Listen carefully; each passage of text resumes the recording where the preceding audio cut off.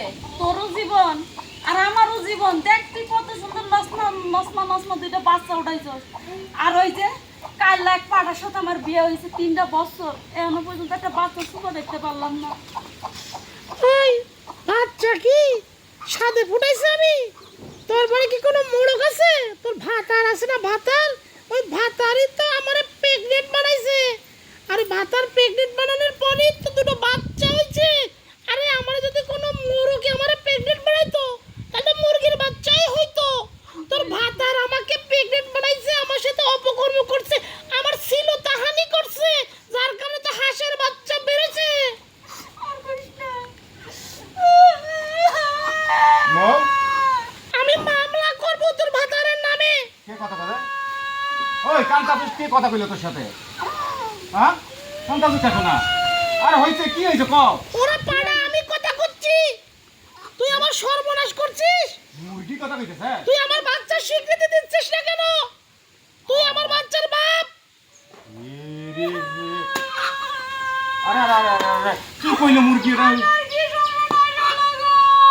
ও মামা মুরগির কথা তোরা কি কইলে? কি পোষ মানাইছ? তোর সাথে আমার বিয়ে হয়েছে 3টা বছর, তুই আমার পোলাপান না দিয়ে তুই ওই মুরগিরে দুইটা নসমা বাচ্চা দিলি কেনে? তা আমি মুরগির সাথে কি করছি?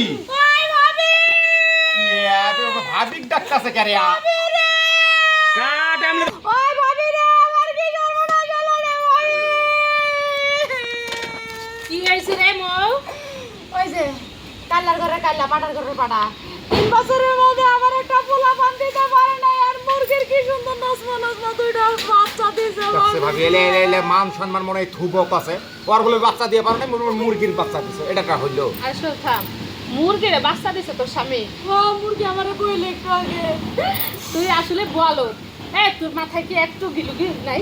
এই এ হলো পুরুষ মানুষ, এই কি কোনোদিন মুরগিরে হাঁসের বাচ্চা দিয়ে পারবো?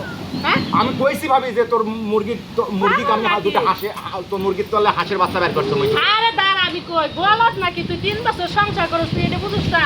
কোনো পুরুষ মানুষ খাই যা হাঁস মুরগি ধরে গেলে কি কিছু করে পারবো? আর হেরে বাচ্চা হবো?